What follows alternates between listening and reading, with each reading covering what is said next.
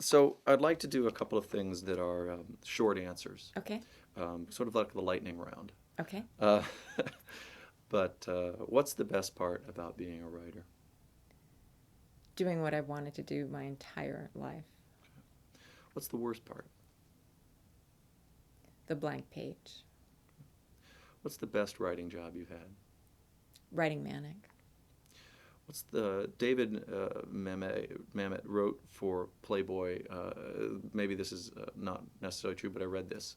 Uh, he wrote letters for them, which seems to me a terrible job.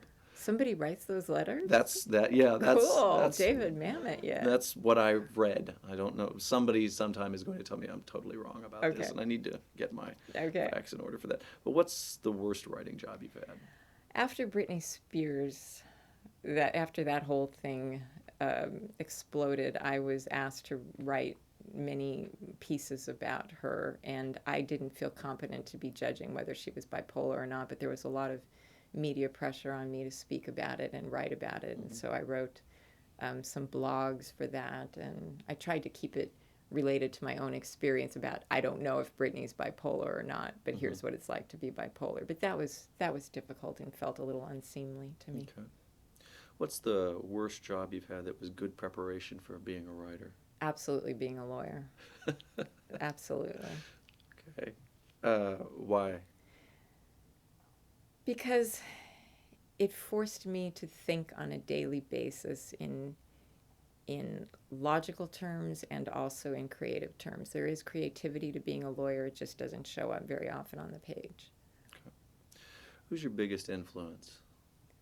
Probably, as I said earlier, Jane Austen and F. Scott Fitzgerald. Yes. Okay. All right. Well, I really want to thank you. That's all? We're done? That's all. That was fascinating. Thank you. Sure, we can. Those are all my questions. Now we can free associate. Okay. But I mean, those are the things that I really wanted to touch on. But there are a lot of other aspects to your book that I thought were really interesting. I mean, you talk a lot about the cars seem to play an interesting role. Going off driving, which seems sort of a classic kind of escape Yes. moment, and then you have the one where you're driving and you decide to fly the kites. Yes. And I thought that was interesting. But that ends with sort of a Billy Joel moment where you run into a tree in your Right. front yard. And I'm wondering, what if you've committed other things to writing about, sort of cars and its relationship to the bipolar disorder and how. Because it seemed to me, and I don't know, maybe I'm stretching these things here, but it seemed to me that there was like you've got speed and stop, right? Interesting. And that sort of, to me, when you were talking about that in the book, I thought, I wonder if this is mirroring emotions, because you can drive, and you talk about Porsches, which I've only ever been able to drive once. I'd love to be able to do that again if anybody wants to loan me a Porsche. But being there are certain cars that you took to be girls should drive 924s. 928s. No, not 928s. That's what I had. They should drive Carreras or something okay. smaller. Smaller. More easily handleable, yes. Yeah, and I was wondering, is that something that you've...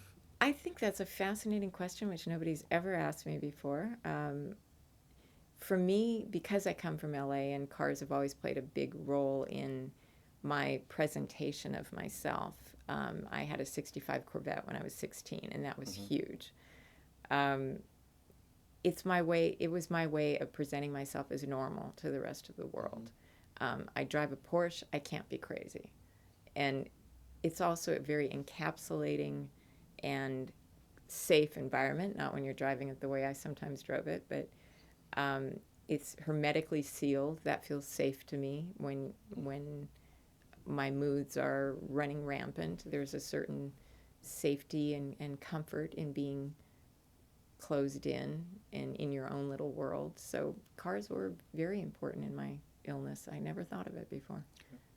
And I'm sure that you've gotten all sorts of questions about, the sort of entertainment figures that you worked with. Yes. And I guess I'm curious whether you think that your choice of going into that field had something to do with the feeling that you might more easily conceal the illness that you had because you were in a field that I'm not in, and is often popularly portrayed as being more accepting.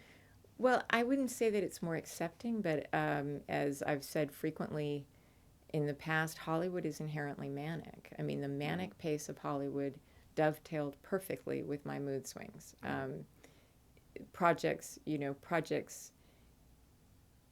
go incredibly fast and then they plummet to the ground, and then they rise up like a phoenix from the ashes, and then they plummet again. And it's a very cyclical business, and the people are very extreme in their moods. I mean, this is an overstatement, but for the most part, people are very, very dramatic in Hollywood, and it was easier, I think, to fit in. I didn't know it at the time. I just wanted to be involved in the arts in some way because I was an English major and wanted some connection to writing and movies and theater. It's funny. When you go to Hollywood, you end up with weather that, besides a thunderstorm, seems to me to be the most calming possible. If you live in the Midwest, you have all of the seasons change. True. And True. Which lends itself to, I would have thought, well, seasonal affective disorder, which probably doesn't happen in California. Well, you've probably never been in a Santa Ana wind. Santa Ana winds are the closest I can explain to people who live in LA, at least, to what manic feels like. It's when the hot, dry winds blow in off the desert and the little hairs on the back of your arms start to prickle, just like they do when you're manic. And it's this feeling like something is going to happen. It's a foreboding but exhilarating feeling. So we have quite a few of those days. And well, I'm not that familiar. I've been to, I was in the LA bus station once on my way to somewhere else, and that's it. I'm pure otherwise. But that's, a really interesting thing, because I guess I think of living in California as being sort of more soothing, and that's why, like, you get all the meditation people coming from California, because here you've got a very different surrounding kind of thing. We've got a nice day like today, but 3 days ago it was 30 degrees. Sure. And all the plants were dying. But it's so much more, I find it so much more soothing on the East Coast and in the Midwest than I do in California, because there's such a false facade of serenity in California and Los Angeles. I mean, I see what goes on behind the scenes. I know that the way people are presenting themselves is really not always correct, and that's very unsettling and very destabilizing. So people seem much more open and honest about and forthright about who they are in other parts of the country, to me. It's because we're flyover. I don't consider you flyover at all.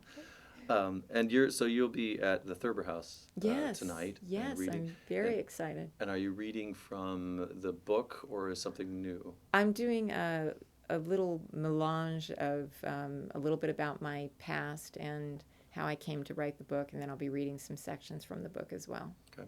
How did you get involved with the Thurber House, which I often take of? I mean, James Thurber was a humorist, and I think it's a fascinating choice that people have often told me that Manic is darkly funny. There's a streak of black humor that runs through it. I'm thrilled to hear that, because it's a real compliment, I think. But how they actually came to choose my book for the Thurber House presentation, I haven't found out yet. Okay. I'd be thrilled to know that myself. Okay. All right. Well, thank you again. Thank you, Doug. I really appreciate it. Thank you very much. Thanks.